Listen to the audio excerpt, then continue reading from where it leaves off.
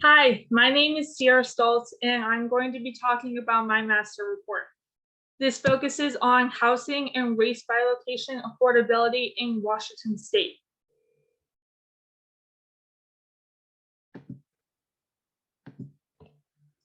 Housing affordability is a growing concern in the United States, especially in Washington State.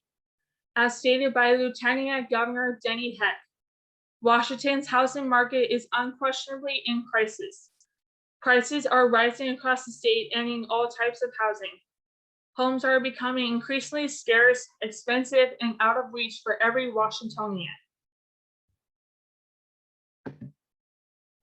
First, I'll be discussing the methods and data. The study area of this master report focuses on the state of Washington. I've included a map of the general boundary outline of Washington for reference. In the study area of Washington, there are 4 location levels being looked at in this report: state, counties, census tract, and block group level. The first analysis focuses on the price to income ratio. The data for this analysis came from the Environmental Systems Research Institute, otherwise known as ESRI, and the United States Census Bureau. Both are believed to be extremely credible sources in the world of GIS. The price to income ratio calculates the median home value divided by the median household income in a particular geographical area.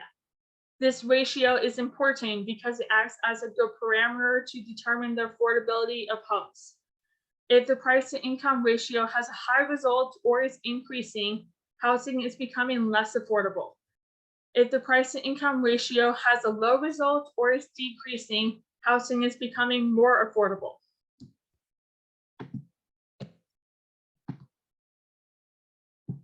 The methodology used for the price to income ratio analysis was the designated location level was downloaded, whether state, counties, census tract, and block group as a feature layer. Then the data from ESRI and the US Census Bureau was downloaded as well. They were exported to a feature layer as 2 new fields, being the median home value and the median household income. A new field was created called the HI ratio field. I used the calculate field tool to determine the price to income ratio. Those results were stored in the HI ratio field. The second and third analysis focused on race by location affordability. The data for this analysis came from ESRI as well as the United States Census Bureau. The second analysis, dot density and bivariate mapping, focused on race percentage, where it was calculated as the race population being divided by the total population in a particular geographical area.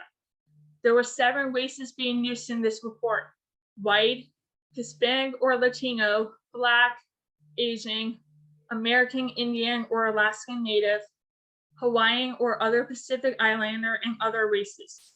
This is important to find the specific race percentage in the geographical area it is being measured in. This allows us to determine the majority race rate.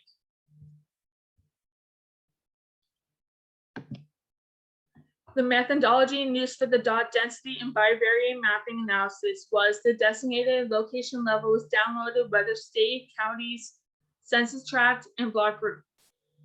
The data from ESRI and the US Census Bureau was downloaded as well into 8 new fields containing the 7 types of population, race population, and the total population as well. 7 new fields were created for each race percentage field. I used the calculated field tool to determine the race percentage. The results were stored in their designated race percentage field. The majority race field was also created. The results of this were stored when the majority race was determined out of the 7 race percentages. The third analysis, ordinary least squares linear regression, abbreviated to OLS, analysis was used to find a possible relationship between race and housing/income. The majority race was the dependent variable. The median home value and the median household income were the exploratory variables. This is the methodology used for the OLS regression analysis. The majority race, median home value, and median household income fields were already stored. So the OLS regression tool was used in geoprocessing. The necessary variables were implemented into the tool. Majority race was the dependent variable. The median home value and the median household income were the exploratory variables. The OLS results were produced for each location level. Now I'm going to talk about the price to income ratio results. The state of Washington has a price to income ratio of 5.6. The biggest factors that affect this are the fluctuation of home values, income, and interest rate. As stated before, the price to income ratio is a good measurement parameter of housing affordability in a geographical area. Due to Washington's price to income ratio of 5.6, Washington resides along the middle high-end range. With the price to income ratio resulting more on the higher end, Washington has a lower home affordability compared to other states. In the United States, due to their price to income ratio, Western states, including Hawaii, have a lower home affordability, while the Midwest and South states have a more higher home affordability. The top 10 county price to income ratios were San Juan, Whatcom, Chelan, Jefferson, Whitman, Skamania, King County, Skagit, Kittis, and Douglas. The geographical type within each county must be understood to understand the overall price to income ratio. Price to income ratio varies geographically by type within county. There are 4 geographical categories within a county that can be defined as cities, suburbs, small towns, and rural areas. There is a relationship among the geographical types and how they affect housing affordability. The geographical type of cities and suburbs in metro areas tend to have unaffordable housing. On the other hand, the geographical type of small towns, rural areas tend to have more affordable housing. Even though the geographical type within counties is not the same, these 4 geographical types within counties help us understand the results of their price to income ratio. The majority outlier that sticks out in census tract and block group results is King County. King County is defined as a city, suburb, metro area with the occasional small town rural area. With King County having 4 geographical types within its county, it explains the frequency and majority of King County across Washington's county to block group level. Now I'm going to be talking about the race by location affordability results. First is the second analysis, dot density and bivariate mapping. The majority Washington state's population is white. The US Census Bureau states that in the United States, every state has a majority white population except for Hawaii. With this information found, it is understandable as to why Washington has a majority white population. The majority county population is white and Hispanic Latino. Since the state's majority population is white, it is shown that the state's counties are going to have a majority white population as well. The majority outlier in the census tract and block group levels in King County. King County, like we stated, has a city, suburb, metro area with an occasional small town rural area. And as you can see on the maps, there's a ton of white everywhere, white population. It also explains the frequency and majority of King County across Washington's county to block group level, like stated before. Now I'm going to be talking about the ordinary least square linear regression, or the OLS analysis results. The ordinary least square linear regression was unable to be found for the state of Washington. This was due to Washington state layer only containing one feature. It is required of the ordinary least square linear regression to contain at least five feature classes for it to be successfully run. However, the ordinary least squares for county, census tract, and block group were able to be successfully run.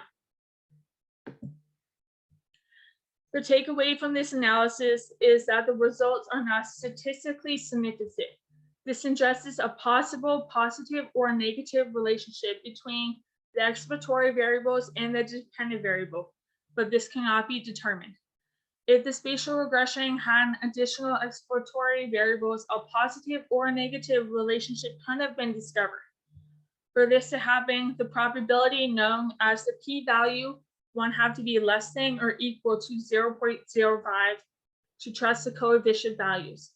In this case, none of the coefficient values are significant. The reason why this is important is because the coefficient values are what describes the relationship between the exploratory variables and the dependent variables. However, that is beyond the scope of this project. So a relationship was not determined among the race and housing from the ordinary least squares linear regression analysis. So the results show that housing and race by location affordability is an issue in northeastern and western cities. Housing affordability clashes with race as well. Affordable housing in Washington has a majority white population. Unaffordability housing in Washington affects people of color. Racial inequality in housing affordability still exists today.